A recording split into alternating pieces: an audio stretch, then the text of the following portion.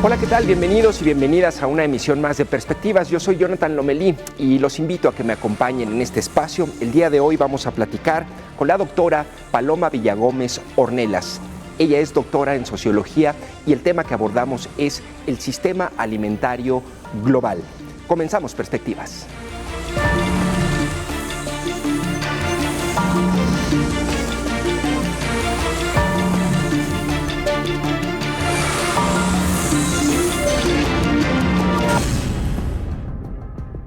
Comer. ¿A quién no le gusta? Sin embargo, un acto tan personal ¿es auténticamente libre?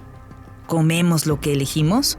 ¿O comemos lo que determina el mercado y nuestra condición social? ¿Cómo el sistema alimentario produce y reproduce desigualdades? ¿A quién afecta mayormente? Comer es un acto nutricional, pero también político. En un mundo de paradojas evidentes como la sobreproducción alimentaria frente al hambre, la desnutrición frente al sobrepeso, desmontamos en Perspectivas algunos mitos de la alimentación de la mano de la doctora Paloma Villagómez Ornelas. Ella es socióloga por la Universidad de Guadalajara, maestra en Población y Desarrollo por Flaxo México y doctora en Ciencia Social por el Colegio de México, además de profesora investigadora en el Departamento de Sociología de la UDG, donde desarrolla proyectos relacionados con seguridad alimentaria en grupos específicos de población, desigualdad social y pobreza. Hola, ¿qué tal? Bienvenidos a Perspectivas y muchas gracias a la doctora Paloma que nos acompaña en este espacio. Bienvenida, Paloma. Muchas gracias, Jonathan. Pues, oye, Paloma, me gustaría un poco comenzar. Seguramente la audiencia, después de ver la presentación que acabamos de hacer, uno lo que pensaría, digamos, en un sentido común así muy básico, es, bueno, vamos a hablar de alimentos, seguramente es un nutriólogo o una nutrióloga. No, pero no eres nutrióloga, eres socióloga, ¿no? ¿Cómo explicas un poco el abordaje que tú haces y el abordaje que podría hacer un nutriólogo, un poco para introducir a la audiencia en tu área de estudio? Claro. Bueno, sí, la alimentación suele pensarse como un campo estrictamente biológico de la salud, ¿no? Es una visión, digo, plenamente fundamentada, muy comprensible de la idea del cuerpo como una especie de motor, ¿no? Al que hay que darle combustible para que siga trabajando y que la calidad del combustible debe ser buena para que lo haga de una manera eficiente, ¿no? Entonces sí, esos son como los campos predominantes que se fijan justamente en la alimentación como combustible que nos va a dar la energía y los nutrientes para ser capaces de realizar actividad física en particular, ¿no? Y por supuesto también tiene que ver con procesos cognitivos, etcétera. Pero tiene que ver con el funcionamiento del cuerpo, ¿no? Y la sociología, junto también con la antropología, lo que hace es entender a la alimentación como un acto social, ¿no? Como un acto que se compone, por supuesto, de elementos biológicos y fisiológicos, pero que en la manera en que se organiza ese acto, o sea, la manera en la que elegimos qué comemos, cómo lo comemos, con quién lo comemos, de dónde lo sacamos, lo que hay es sociedad, ¿no? Claro. Hay relaciones sociales, económicas, culturales, políticas, como lo veremos, y eso hace la sociología de la alimentación. En el caso, por ejemplo, de la nutrición, bueno, es importante porque de eso depende que sigamos vivos, ¿no? Pero en el caso, por ejemplo, de la visión que planteas tú a partir de la sociología y la antropología, ¿por qué es importante estudiarlo desde ese enfoque? Pues justamente porque entenderlo como un acto social te permite entender por qué las personas tomamos las decisiones que tomamos respecto a la alimentación, ¿no? Y ampliar la mirada para ver que no todo tiene que ver con preferencias o deseos o caprichos personales, sino que son decisiones que se toman en un contexto que ofrece muchas libertades y muchas opciones, pero también tiene restricciones y constreñimientos. Y claro, nosotros lo que hacemos todos los días, ya sin darnos cuenta de una manera muy natural, es negociar constantemente con lo que queremos, con las condiciones de posibilidad que tenemos, ¿no? Fíjate, una de las preguntas que estaba en la cápsula era, ¿realmente elegimos libremente lo que comemos? Uh-huh. Yo creo que es parcialmente sí, ¿no? Sí. Dentro del contexto de oportunidades que tenemos, tomamos decisiones en función de lo que nos resulta más conveniente, pero no es una conveniencia con una racionalidad siempre pensando en o lo más económico o lo más saludable o lo que nos guste más. Es una combinación de todos esos elementos. Lo que pasa es que son decisiones tan cotidianas que ya las tomamos, somos profesionales de esas decisiones y no nos damos cuenta de la complejidad. Justamente la sociología y la antropología de la alimentación revela la complejidad de esas decisiones, ¿no? Pero es una tensión entre lo que quiero y lo que puedo constantemente.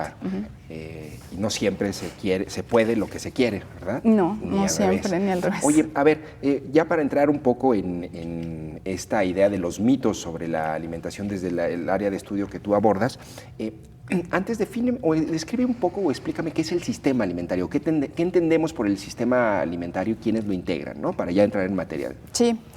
El sistema alimentario es un conjunto de relaciones, de actores económicos, políticos, sociales, en los que se toman decisiones sobre lo que se come, qué se produce, cómo se distribuye, cómo se comercializa, y quién va a tener, digamos, mayor capacidad de control sobre esas decisiones. Y evidentemente, pues ahí estamos hablando de relaciones también de poder, ¿no? Sí. No todos tenemos, los consumidores somos partes también del sistema alimentario, al final somos los usuarios finales de ese sistema, pero somos quizás los que menos capacidad de control tenemos sobre esas decisiones, ¿no? Sí. Porque en términos de decisión de lo que se produce y cómo se distribuye, etcétera, pues no tenemos como mucho margen de acción, ¿no?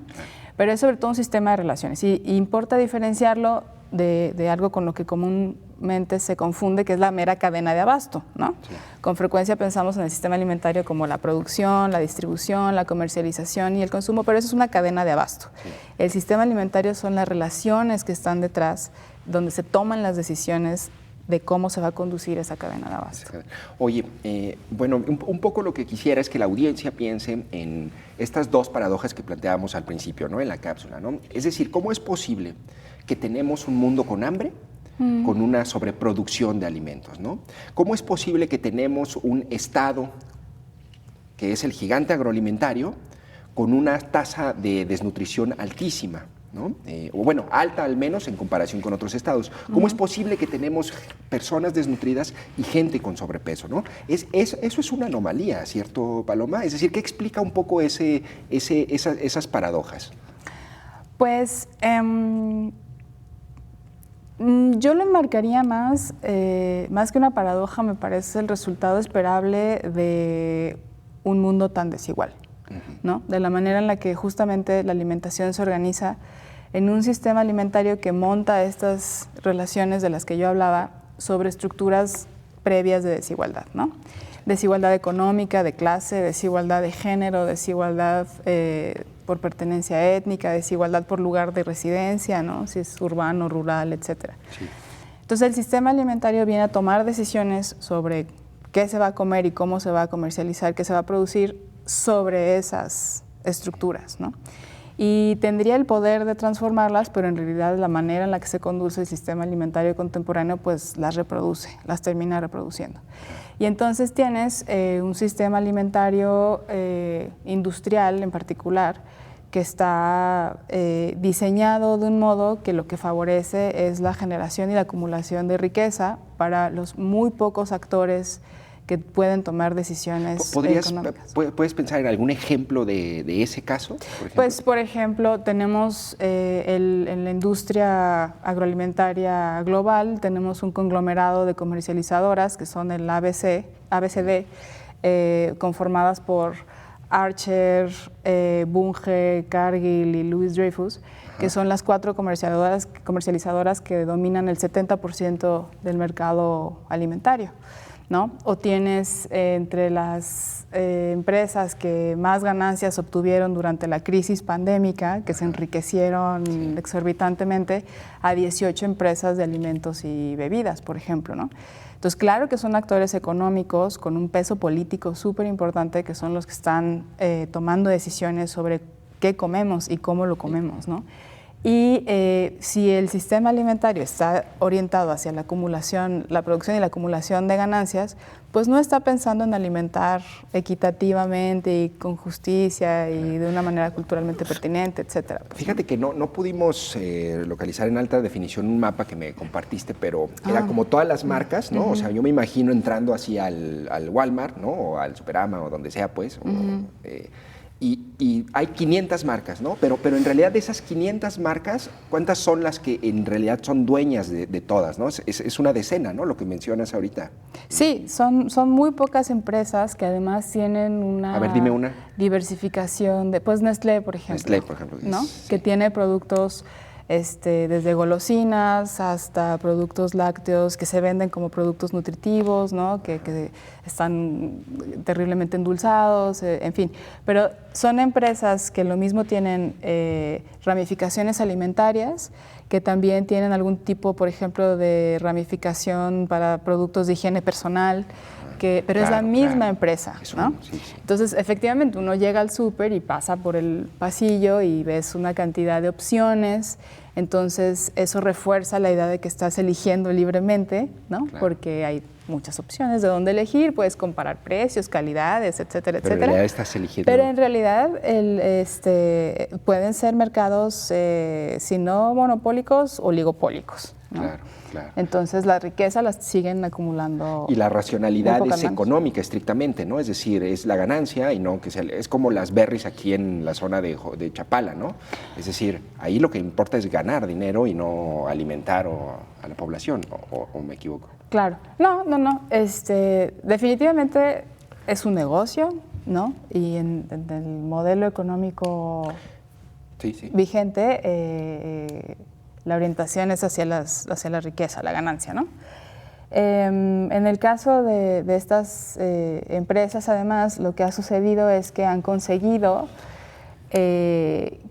por la manera de producir alimentos en particular, que sea sumamente barato para ellas.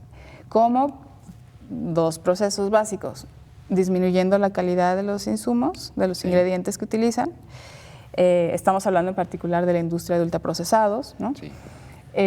Disminuyendo la calidad de las grasas, de los azúcares, de las harinas, etcétera, que en sí mismas, digamos, la idea en abstracto de la harina, el azúcar no es mala, pero la manera en la que están refinadas, producidas, etcétera, son dañinas. ¿Qué es un ultraprocesado? O sea, ¿cómo lo entendería? Pues son estos productos que están sometidos a procesos de manipulación química, industrial, ya en un nivel muy elevado. La etiqueta y tiene como 20 ingredientes, ¿ah? Y que ninguno lo puedes reconocer como comida tal cual, ¿no? O sea, que dices, ¿eso cómo se ve? ¿En qué tienda lo venden? ¿No? O sea, son básicamente procedimientos químicos. Hay alimentos procesados, ¿no? Por ejemplo, verduras enlatadas, comida congelada, por ejemplo, frutas congeladas, que efectivamente tienen algún grado de procesamiento, pero no es tan excesivo y tan manipulado como el de los ultraprocesados, ¿no? Cuya impacto negativo en la salud está ampliamente demostrado. Dime un ejemplo de un ultraprocesado que se consuma mucho. Bollería industrial, frituras, dulces, ¿no? O sea... Oye, Paloma, pero a ver, le voy a hacer un poco de abogado del diablo, pero a ver, si se vende mucho, es bueno para la economía. Si es bueno para la economía, hay empleo. Si hay empleo, pues hay ingresos. Si hay ingreso, hay gasto. Si hay gasto, hay progreso, hay inversión, ¿no? ¿Eso no lo consideramos? Es un círculo... Sí, bueno, en teoría el círculo es absolutamente virtuoso, ¿no? En teoría. Pero como decía, buena parte de la generación de ganancias en un sistema capitalista, que es en el sistema en el que se inscribe el sistema alimentario global, es capaz de aumentar sus ganancias a partir de reducir la circulación de los recursos que se van a derramar en ese circuito que tú has descrito, ¿no? Entonces, lo que está sucediendo ahora es que además de bajar la calidad de los insumos para ahorrarse costos y por lo tanto aumentar la ganancia, el tipo de trabajo del sistema alimentario global, ¿no? De la producción de productos frescos, pero también de estos ultraprocesados en grandes fábricas, etcétera, no se caracteriza por tener las mejores condiciones laborales, ¿no? O sea, no son, hay que ver lo que sucede en los sectores cárnicos de Estados Unidos, los jornaleros agrícolas aquí, lo que ha sucedido, este desplazamiento del campesinado local, ¿no? En los países de la extracción de recursos. La explotación de recursos humanos y naturales, ¿no? Que está generando el sistema. Entonces, existe, nos alimenta de algún modo, pero al mismo tiempo nos está vulnerando de muchísimas maneras, ¿no? Oye, me llama la atención, Paloma, bueno, me gustó un poco la temática que abordas, y lo que quiero es que la audiencia también un poco visualice o trate de entender el concepto de alimentación desde este punto de vista, ¿no? Es decir, de las dinámicas políticas, sociales que hay. Pero como lo planteas, me parece como inquietante y me llama la atención. ¿No debería haber de esto también colectivos, activismo? Es decir, gente pugnando, ¿la hay o no? Es decir, no es un tema muy comúnmente debatido o al menos incluso mediático, ¿o me equivoco, Paloma? Quizás no sea mediático, pero hay activismos ya muy añejos. Pienso en la Vía Campesina, por ejemplo, ¿no? Que reúne a campesinos, jornaleros, inicia a nivel regional, en particular en el continente americano, y se reúne también con las luchas de los campesinos en Europa y crean, digamos, como conglomerado que trata de tener un contrapeso. Claro. Para decir, bueno, evidenciar todas estas tramas de redes políticas y económicas, este matrimonio, ¿no? Aparentemente indisoluble entre el poder económico y el poder político, que está tomando decisiones que están alterando no solo la alimentación, sino el trabajo alrededor de la alimentación de los recursos, ¿no? Sí, hay muchos activismos. Sí. Sí. Oye, Paloma, y por ejemplo, hay de repente productos, y ahorita entramos a los mitos de la alimentación, pero hay, por ejemplo, productos que dicen, bueno, este es 100% orgánico, comercio justo, pero de repente te lo ofrecen, no sé, grandes cadenas, por ejemplo, Starbucks, ¿no? O algún otro tipo de grandes marcas. ¿Ese tipo de acciones o de gestos son, digamos, suficientes o son un lavado de cara nomás? Sí, eso era lo que estaba pensando.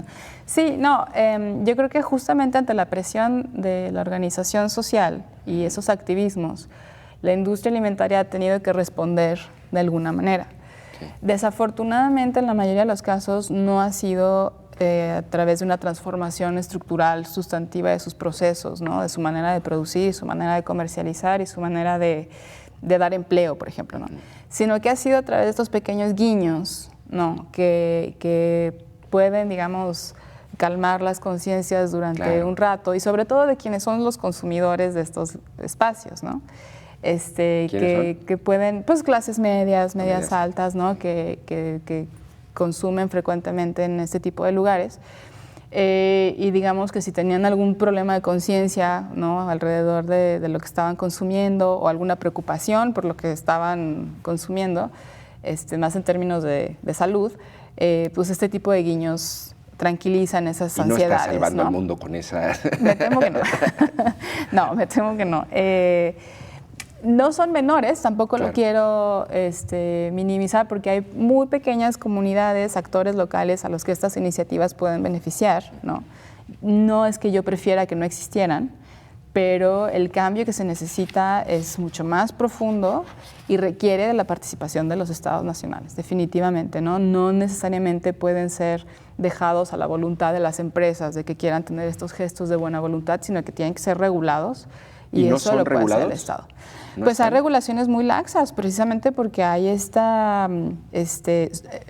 digamos, los actores principales del sistema alimentario industrial contemporáneo tienen una capacidad de lobbying y un peso político a nivel global impresionante, y tienen realmente la capacidad para detener iniciativas que atenten contra sus intereses, desde la producción hasta el consumo. Están en absolutamente toda esta cadena, ¿no?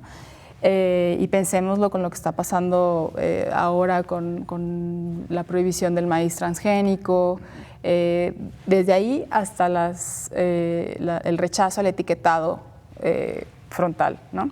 En todos esos procesos, en todas esas iniciativas por regular el mercado, por elevar su calidad, han estado sistemáticamente en contra y ha sido una lucha de esas organizaciones, de los activismos y de algunos legisladores, legisladoras que se animan, que se atreven, que se han podido avanzar en algunos pasos, pero tienen una resistencia increíble porque tienen un poder político tremendo también. Oye, Paloma, este etiquetado ahorita que lo mencionas, que tiene algunos, que será un par de años, que empezaron a poner, 2020. ¿no? 2020, un par de años. ¿Ha funcionado? Digamos, ¿es una medida eficiente o no aquí en México? Mira, justamente parte de entender los aspectos socioculturales de la alimentación nos hacen darnos cuenta de que son cambios de largo aliento, ¿no? Y que no van a cambiar de la noche a la mañana porque ya aparezca un elemento de información adicional. ¿Eso significa que ese elemento de información adicional sea despreciable? Me parece que no. Yo creo que sí es un gran instrumento. Fue un muy buen paso la idea de los sellos, porque teníamos un sistema de etiquetado ininteligible, o sea, muy difícil de descifrar por parte de los consumidores, y la idea de los sellos es evidente. Lo que se ha demostrado es que la Encuesta Nacional de Salud y Nutrición mide el efecto del etiquetado en los consumos de las personas, y lo que se ha observado es que definitivamente hay una atención a los sellos, o sea, sí ha logrado que las personas se detengan a verlos. Hay un gran porcentaje de comprensión de la información a la que están teniendo acceso. Hay una disminución ligera en la cantidad de productos que compran cuando tienen muchos sellos, y sí hay un crecimiento en la intención de cambiar a productos con menos sellos. El problema es, volvemos a lo mismo, cuando tienes un mercado invadido de productos con muchos sellos. Entonces, o sea, ¿cuáles son tus alternativas realmente, no? Y son productos que no solo son gansitos, ay, bueno, ya dije el producto, pero no solo es bollería y botanas. Con bollería te refieres a gansitos. A pastelillos de este tipo, ¿no? No, bollería industrial, claro, los este pastelillos. tipo de pastelillos de Servige. O incluso el pan de caja, ¿no? Claro, Que también tiene sellos en algunas modalidades, etcétera. No nos referimos nada más a los dulces, porque luego la gente se queda con la idea de que lo malo son las botanas, pero hay muchos productos de uso cotidiano que también tienen muchos sellos. Entonces, ¿cómo te mueves cuando todo tiene sellos excesivos? Y algo que creo que ha sido positivo y quizás como el logro hasta ahora mayor del etiquetado es que ha motivado que algunas empresas, algunos productores modifiquen la fórmula de sus productos para que tengan menos sellos. Eso me parece que no es menor para nada. O sea, creo que hay una apuesta hacia el consumidor que tendrá que tomar tiempo, pero hay otra apuesta del etiquetado al productor para que reformule sus productos con el afán de tener menos sellos, porque sabe que la cantidad de sellos merma sus ventas, ¿no? Es eficiente en ese sentido. Creo que hay que darle más tiempo porque son medidas de mediano y largo plazo, pero a mí me parece que es un acierto y que hay que estarlo monitoreando también con mucha atención, ¿no? No solo desde la política de salud, etcétera, sino también desde la academia. Tenemos que estar atentos a ese proceso. Sí. Oye, Paloma, finalmente, para cerrar este bloque, un comentario breve sobre la pandemia. ¿Y qué lección nos dejó en cuanto al modelo de sistema alimentario que tenemos? Yo creo que evidenció dónde están nuestras ansiedades y nuestros pánicos morales con la sociedad y con la alimentación en la sociedad, y además evidenció, o sea, sacó a la superficie justamente todas estas desigualdades estructurales sobre las que está montada la alimentación, ¿no? Por ejemplo, vimos, todas estas, no sé si te acuerdas, imágenes de productores desperdiciando sus cosechas porque no podían movilizarlas, porque estaban cerrados los canales de comercialización. cosa que no les pasó a los grandes productores, ¿no? Que acapararon, digamos, los mercados. Vimos también problemas de, digamos, de prácticas laborales absolutamente incorrectas en las que los productores no permitieron, deja tú que dejaran de trabajar, que podía entenderse porque pues había que seguir produciendo alimentos, sino que ni siquiera modificaron en nada las condiciones en las que estaban trabajando para que las personas no se contagiaran y murieran, ¿no? En los campos, en las granjas agrícolas, en la industria de cárnicos, etcétera, pues, ¿no? Casos y casos y casos de muchas muertes en esos sectores de trabajadores y trabajadoras. Vimos también cómo aumentó muchísimo la inseguridad alimentaria de personas con escasos recursos que por la falta de empleo y falta de ingreso se quedaron sin dinero para comer, ¿no? Ante una reacción también muy tardía, muy desestructurada, muy débil del Estado para ayudarles. Y vimos también en otro nivel, cosa que no le pasó a sectores medios y más altos, que hasta pudieron reconectar con su manera de comer, ¿no? Nos pusimos a experimentar, ¿no? Todo el mundo empezó a cocinar pan de plátano en su casa y a experimentar nuevas recetas y le empezó a poner atención a lo que comía porque sentía que estaba subiendo de peso por el confinamiento, etcétera, etcétera. Eso marcó una desigualdad muy importante entre cómo lo pudieron gestionar sectores medios y sectores de ingresos más bajos. Y otra desigualdad muy importante que surgió fue en términos de la sobrecarga del trabajo doméstico y de cuidados, dentro de la cual la alimentación tiene un peso súper importante y que sabemos que está muy desigualmente distribuido entre hombres y mujeres, ¿no? Ahorita este último punto lo vamos a abordar en el próximo bloque. Paloma, si te parece, vamos a una breve pausa y regresamos. Creo que es una excelente introducción esto para ahora sí abordar cada uno de los mitos de la alimentación que vamos a platicar con Paloma. Vamos a un breve corte y regresamos en Perspectivas.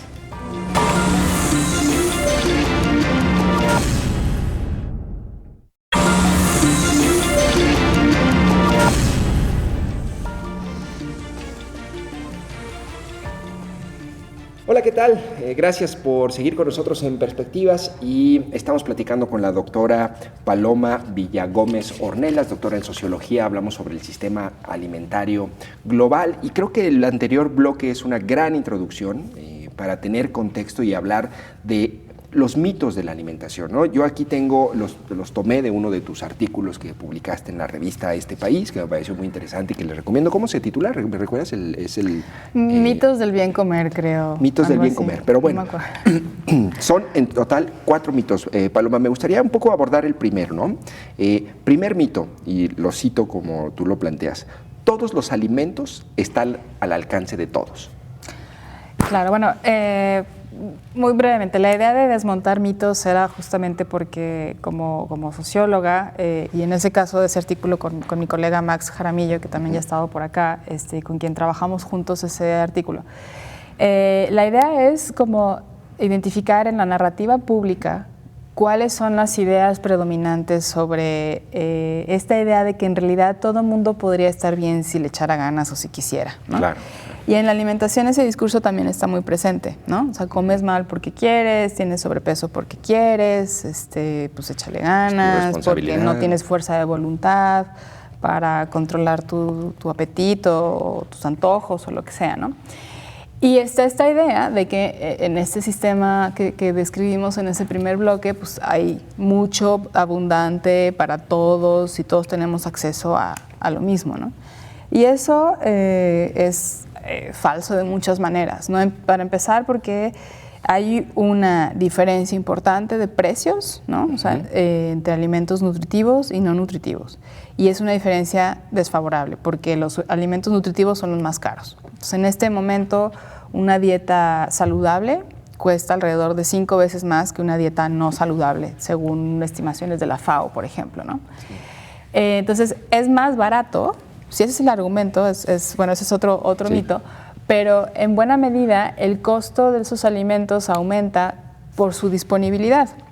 Cuando uno hace análisis de qué es a lo que tiene acceso más próximo diferentes sectores, diferentes estratos socioeconómicos de la población, vemos que los sectores más altos tienen acceso a puntos de venta con una gran diversidad de productos, donde lo mismo pueden encontrar perecederos que no perecederos, productos frescos, muchísima variedad, etcétera.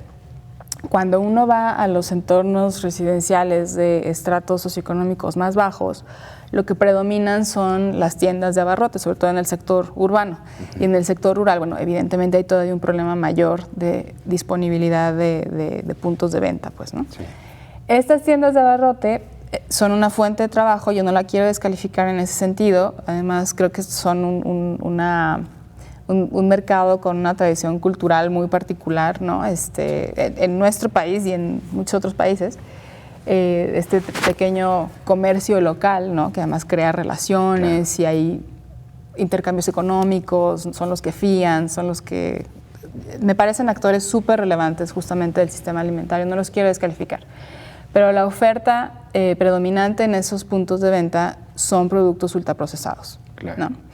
Bebidas azucaradas, pastelillos, embutidos, etc. No se caracterizan, no en todos los casos, por tener productos frescos. Y si los tienen son más caros porque tienen pocos. Caros, sí. Entonces, en realidad, no todos los alimentos están disponibles en la misma cantidad, en la misma calidad y con el mismo precio para todos. Está cortado por desigualdades de clase que tienen un correlato espacial incluso. Claro, ¿no? Que me imagino un poco, no sé, un trabajador que sale a las 6 de la mañana, ¿no? Pues se tienen que levantar y no alcanza a desayunar, viaja en transporte público, no sé, una ruta, el macrobús, y sus alternativas para buscar algo de comer, pienso, si se mete a una tienda de conveniencia, ¿no? Como un Oxxo, 7-Eleven, ¿qué podría encontrar? ¿No? ¿Y a qué costo? Es decir, lo más barato, claro, pues, es lo menos nutritivo, ¿no? Y compran un refresco con un tubo de galletas que además vienen cada vez más grandes, claro, y te dan una promoción, ¿no? De 20% más gratis, y etcétera, etcétera. Eso pues lo hace evidentemente más barato, ¿no? Que eso va al siguiente mito, ¿no? Es comer bien es más barato, ¿no es cierto?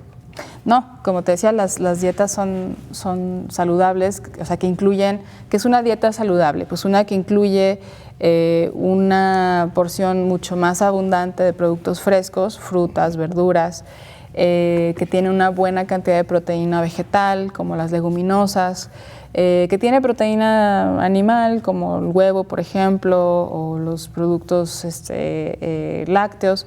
Eso, digamos, se puede discutir en función del régimen alimentario que uno siga, pero que tiene una fuerte cantidad de proteína, que tiene cereales de granos enteros, y por supuesto que es suficiente, ¿no? Claro, para satisfacer las necesidades de nutrición y energía de las personas. Esa es una dieta saludable.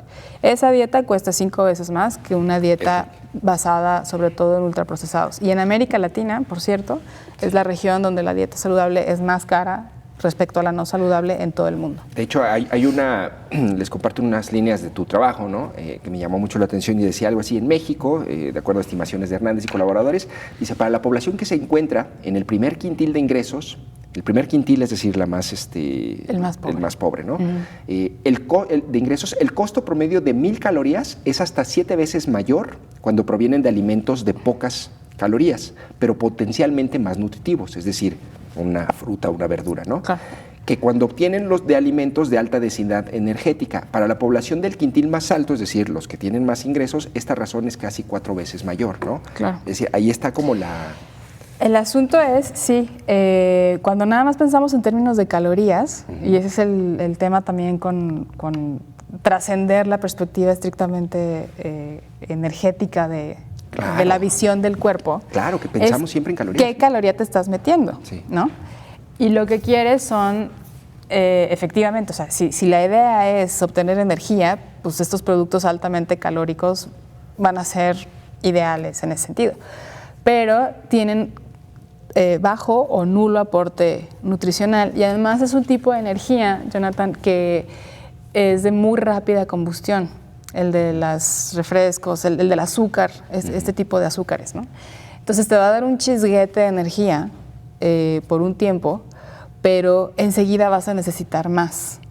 Y en cambio, la energía de los alimentos nutritivos, de las azúcares de frutas, verduras, carbohidratos de granos enteros, etcétera, es de liberación lenta. Entonces te va dando energía de una manera más prolongada, y es energía sana, a final de cuentas, ¿no? Y además te está dando nutrientes. Entonces, esta idea de que comer bien es más barato está totalmente desbancada. Luego hay muchos argumentos, ¿no?, en los que te dicen, bueno, y hasta hay una abundancia de artículos de revista, ¿no?, en lo que dicen es cosa de echarle ganas y de que te organices, de que tengas tiempo, de que... El echaleganismo. En la alimentación está súper presente. Y que te dicen, mira, este es el costo, este es un salario mínimo promedio. Con eso te alcanza para tal, ¿no? Como que te demuestran que sí se puede. Pero el salario se tiene que distribuir entre muchas necesidades y frecuentemente entre muchas personas. Entonces, no es un buen argumento para demostrar que un salario alcanza, ¿no? Claro. Frecuentemente, además, son recetas que te dan para una porción, ¿no? Sí. Pero pues hay que alimentar a familias completas con múltiples necesidades simultáneas, ¿no? No nada más comer. Y algo que está muy bien documentado justamente por la sociología, por la antropología, que trabajamos con hogares, con familias, es que a la hora de hacer ajustes en los presupuestos, la alimentación es el primer campo en el que les recortamos. Y eso se vio clarísimo en la pandemia y se ha visto clarísimo con el aumento de la inflación. Es el primer espacio en el que recortamos presupuesto, cambiamos de marcas, a otras más baratas, que a lo mejor son de menor calidad. Ahí es donde es el espacio de los ajustes. Y es terrible que la situación económica de las personas les esté llevando a hacer ajustes en una dimensión en la que se juega la salud, ¿no? Fíjate que ese tipo, esto que planteas, es como de esos problemas medio invisibles que de repente, o sea, yo me pongo a pensar todas las consecuencias que debe haber, o sea, en la energía de la gente, ¿no?, que se alimenta mal, en la actitud, en la claridad mental, en, digamos, todas las consecuencias de un sistema que golpea a un sector mucho más de lo que nosotros imaginamos o incluso podemos ver, ¿no? Oye, el otro mito que creo está relacionado dice, tercer mito, preferimos comer mal, o sea, es una elección personal. Claro, o sea, en este contexto de que se piensa que hay para todos y que comer bien es posible, incluso hasta más barato, pues entonces, si tú tienes algún tipo de problema derivado de cómo te alimentas, pues es producto de tus decisiones personales, ¿no? Y entonces se sugiere casi que a pesar de que te cueste la salud, pues tú prefieres hacerlo de esa manera inconveniente, cuando en realidad de lo que estamos hablando aquí son de factores estructurales, de relaciones que trascienden el control de las personas, que además tenemos que gestionar la vida cotidiana y tomar decisiones lo más eficientes posibles, sí, todo el tiempo, ¿no? Entonces, si yo tengo una dinámica de vida en la que me tengo que transportar 1 hora, hora y media, 2 horas a mi lugar de trabajo, ¿no? Sí. Tengo que salir súper temprano. No alcanzo a hacer el desayuno para mí, no alcanzo a hacerles como todo un desayuno completo a mis hijos para la escuela. Voy a ir solucionando la necesidad sobre el camino, ¿no? Entonces nos vamos a parar en la tienda, vamos a comprar algo, quizá vamos a comprar algo en la calle que ya esté preparado, que ahí también quisiera distinguir, no toda la comida callejera es dañina, es mala, entre más apegada esté a la cultura alimentaria tradicional, incluso puede ser nutritiva. La FAO ha reconocido la alimentación callejera tradicional como una fuente de seguridad alimentaria para las personas de menores ingresos. Claro. El problema es cuando ya está invadida de estos productos ultraprocesados. Y entonces no es un ejercicio, como decíamos al principio, de pura voluntad y pura preferencia y puro capricho y nada más como lo que me gusta. Hay un montón de factores ahí involucrados. Y que está relacionado con el cuarto y último mito, que es la obesidad y la malnutrición son características de la pobreza.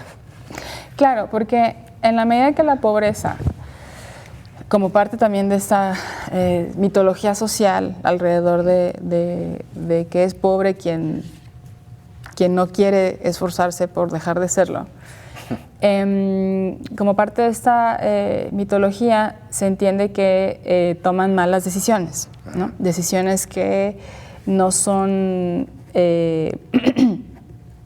las que convendrían más a su economía, tampoco a su salud, porque también se asocia con cierto nivel de ignorancia, etcétera, ¿no? Y entonces ahora es como la narrativa pública se explica que haya tanto sobrepeso y obesidad en estratos bajos, porque venimos de una historia mucho más larga en la que efectivamente el sobrepeso y la obesidad eran fenómenos un poco más concentrados en estratos con abundancia, pues, ¿no? Era un problema de países desarrollados, ¿no? De sociedades mejor alimentadas, donde había vastedad. Contemporáneamente lo que sucede es que donde se han registrado los mayores incrementos de sobrepeso y obesidad son en estos sectores, ¿no? Con menores recursos, incluso en poblaciones rurales, indígenas, donde antes no había este problema. ¿Qué ha cambiado? Nos volvimos más ignorantes, más desidiosos, más, ¿no? Pues no, la industria alimentaria empezó a llegar a esos lugares. Claro. Y el ingreso y la capacidad de producción de autoconsumo de las comunidades rurales también empezó a decaer, porque ya no cultivan, ya trabajan para otros. Claro. ¿No? Entonces, eso ha incidido de una manera muy importante en la capacidad para alimentarse, ¿no? Y bueno, tienen este problema, ¿no? Entonces, conforme ha crecido en ese sector, la narrativa empieza a entender que es un problema ahora de la pobreza. Luego por eso pasa esto. Hace no mucho me decía una amiga, me decía, mira, mi abuela vivió toda su vida en la pobreza, en un rancho de Nayarit junto al mar, ¿no? Comiendo frijoles, lo que sacaba de allí del mar. Dice, tiene 95 años y nunca tuvo ni diabetes, ni obesidad, ni hipertensión, nada, ¿no? O sea, y en apariencia vivía en una zona rural pobre, ¿no? Pero en realidad su alimentación era muy distinta. Sí, a lo mejor no tenía esta variedad que tenemos ahora. Este falso encantamiento del súper, ¿no? Y era muy dependiente de los recursos disponibles, pero eran recursos naturales al final, pues, ¿no? Entonces hay una transformación profunda de las dietas en todos los contextos, y eso por un lado.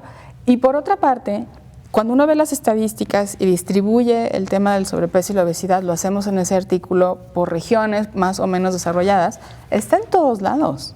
No hay una correlación. Como la violencia machista, no distingue clase social. No, es súper democrática en ese sentido, ¿no? O sea, la obesidad, la diabetes, todas estas enfermedades crónicas no transmisibles están distribuidas bastante equitativamente en el país, en estratos, ¿no? Entonces, las clases medias altas también tienen consumos muy nocivos, ¿no? Son las que más gastan en alcohol, también contrario a otro mito que cree que el alcoholismo es un asunto de la pobreza. Pobres. Gastan muchísimo en botanas, en bebidas azucaradas, son los que más gastan en eso. Y forman parte del problema público de las enfermedades crónicas no transmisibles. Pero por alguna razón, que podemos discutir cuál es, el tutelaje se va hacia los sectores pobres, porque estamos acostumbrados a decirles qué deben y qué no deben hacer, en la medida en que entendemos que están recibiendo recursos de la sociedad a través de programas, transferencias, etc. Entonces ahí el escándalo cuando dicen, es que ¿cómo es posible que le compres a tus hijos un yogurcito con azúcar que es tan malo en vez de leche pura, ¿no? O ¿cómo es posible que les compres galletas en vez de una fruta, una verdura? Bueno, pues porque hay relaciones más complejas que eso ahí, ¿no? Y allí paso a otro tema.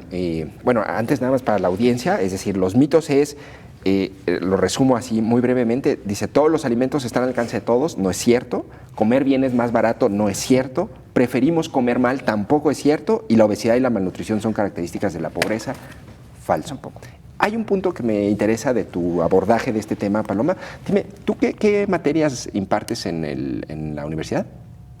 Yo doy clases de teoría y de metodología en sociología. Ajá. Y en posgrado doy cursos de evaluación de política social, de desigualdad y pobreza en particular. Desigualdad y pobreza. Y entiendo que una área muy específica en la que te has especializado tiene que ver con el tema de la desigualdad de género enfocada en la alimentación, ¿cierto? Este sistema del que acabamos de hablar, estos mitos, ¿cómo afectan particularmente a las mujeres o qué es lo que tú has encontrado en tus investigaciones? Ya, pues hay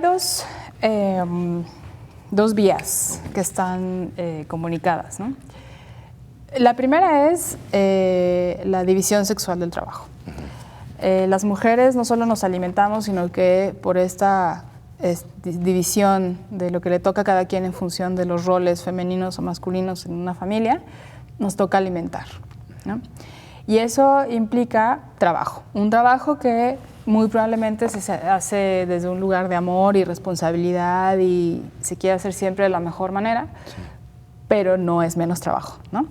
Y es un trabajo que requiere muchos recursos, tiempo, energía, estar planeando constantemente qué se va a comer, ir a conseguir lo que va a llevar la comida, higienizarla, transformarla, disponerla para que se la coman, vigilar que se las coman, construirle el gusto a los hijos, ¿no? O sea, participar en este proceso como de formación del gusto, hacerse cargo de la limpieza, de todos los procesos de la alimentación, etcétera, ¿no? El puro ejercicio de planeación en los estudios que yo hago con las mujeres, que me he ido concentrando cada vez más en esta idea del trabajo alimentario, el puro ejercicio de planeación es constante, porque es una tarea que además de rutinaria es repetitiva, ¿no? Claro. Tenemos que comer más de una vez al día. Sí, claro.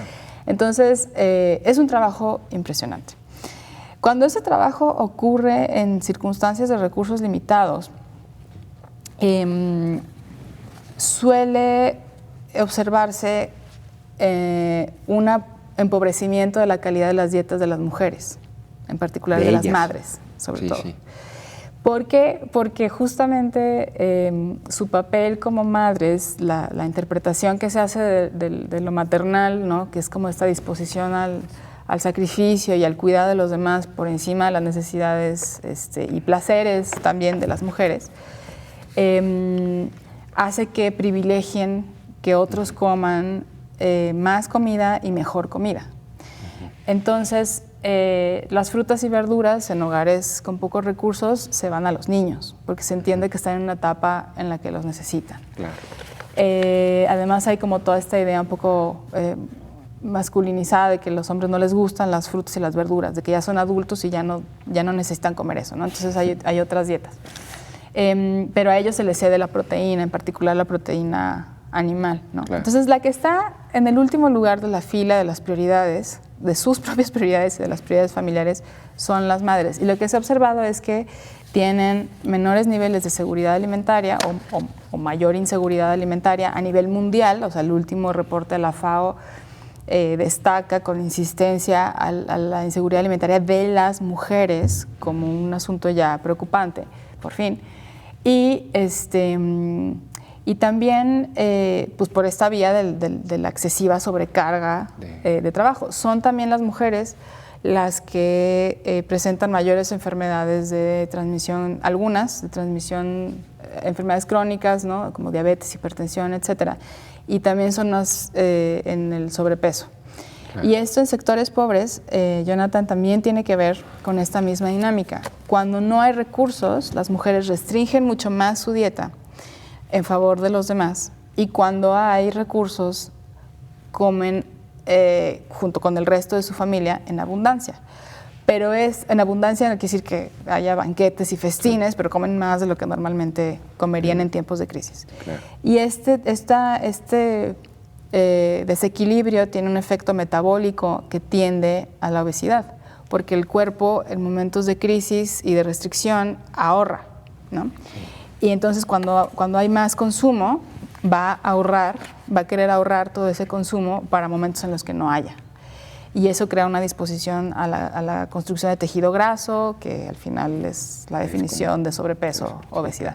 Entonces, es importante que entendamos que la obesidad tiene un componente de género que no es biológico, porque luego también, o no es solo biológico, porque también se enfatiza mucho más la proclividad que tenemos las mujeres a acumular grasa en la cadera, en el pecho, lo que se dicen, por eso son más gorditas, pero hay que ver el contexto, porque puede haber procesos sociales y económicos ahí de desigualdad. Claro, que es interesante. Oye, y en ese contexto, Paloma, hace unos días se dio a conocer el Sistema de Vigilancia Epidemiológica Nacional, que, por ejemplo, en Jalisco hubo 3.341 casos de desnutrición en 2021, ¿no? Y en 2023, el año pasado, se duplicó a 6.284. A mí esa cifra me pareció sorprendente, pero bueno, en ese contexto también en estos días, a la semana antepasada, creo, el Congreso del Estado aprobó la Ley de Nutrición de Jalisco, ¿no? Que establece algunos lineamientos para combatir este problema y garantizar una alimentación sana. No sé si tú digo, ya no nos queda mucho tiempo, pero tú ¿qué alcanzas a ver de esa propuesta y qué alcances y limitaciones tiene, Paloma? Ya. Yo celebro los intentos que hay por regular el tema de la alimentación en tanto derecho, ¿no? O sea, en 2011 hubo una reforma constitucional que estableció que la alimentación era un derecho y que por lo tanto, un derecho humano, que por lo tanto es responsabilidad del Estado garantizarlo. Y desde 2011 no había habido esfuerzos o no habían prosperado al menos los esfuerzos de generar normatividad, regulación. Entonces creo que este momento está siendo muy interesante. A nivel estatal está la Ley de Nutrición Adecuada y Estilos de Vida Saludables. A nivel nacional está la Ley General de Alimentación Adecuada y Sostenible. Entonces hay un momentum, ¿no? Digamos, para que se deriva de del entendimiento pues, de todos estos problemas, en particular de salud, derivados de la alimentación, pero tratan de tener una visión comprensiva, integral del asunto, ¿no? Entonces involucran al sector agroalimentario, involucran a las empresas, involucran a los espacios de trabajo, educativos, de salud, etc. Sí. Entonces tratan de tener ahí una visión integral. En el caso particular de la ley de Jalisco, siento que sí tiene está esta tensión justamente entre entender que es un problema complejo y multidimensional y querer solucionarlo desde lo micro, ¿no? Transformando hábitos, comportamientos. Con los mitos que acabamos de desmontar, ¿no? Sí, como mucha campaña, mucha información que nunca va a estar de más, o sea, yo siempre voy a estar a favor de eso, pero hay que trabajar más en la transformación de las condiciones estructurales. Y en ese sentido, bueno, ahí yo invito a la gente a que la revise, que la conozca, que vea cuál es su papel en esa visión del problema que está planteando la ley. Claro. Yo veo, hay por lo menos dos ausencias que me parecen importantes. Uh-huh. Una es la falta de perspectiva de género, uh-huh. O sea, digamos, el papel de las mujeres. Ahí no lo mencionan así, tal cual, creo, pero sí se entiende, se sobreentiende la instrumentalidad que tiene la mujer en esta transformación de los hábitos, ¿no? Y de los comportamientos, la madre en particular, ¿no? Me estoy refiriendo. Y creo que hay que darle más peso a ella en tanto sujeto que se alimenta y que necesita también estar saludable. Y empezar a tomarnos en serio, si estamos ya discutiendo tanto esta idea de los sistemas nacionales de cuidado, que me parece fabuloso y ojalá se fortalezca, y en Jalisco hay una gran discusión al respecto, iniciativas también de regulación, la alimentación tiene que estar ahí de una manera mucho más presente. ¿Y cuál sería mi apuesta, digamos? Y esto a lo mejor va a causar controversia, pero es tratar de desfamiliarizarlo, que las instituciones del Estado, que la sociedad también se haga cargo del trabajo de alimentar. Claro. Que haya comedores, que no sea nada más con una visión asistencialista a la pobreza, sino que haya más comedores escolares, laborales para toda la población, no nada más los pobres, que haya un ejercicio mucho más colectivo y de socialización de la tarea de alimentar. Paloma Villagómez Ornelas, doctora en Sociología, muchísimas gracias por habernos acompañado. Gracias por la invitación, muchas gracias. ¿No? Hablamos hoy sobre el sistema alimentario. Yo soy Jonathan Lomelí. Gracias por habernos sintonizado en Perspectivas.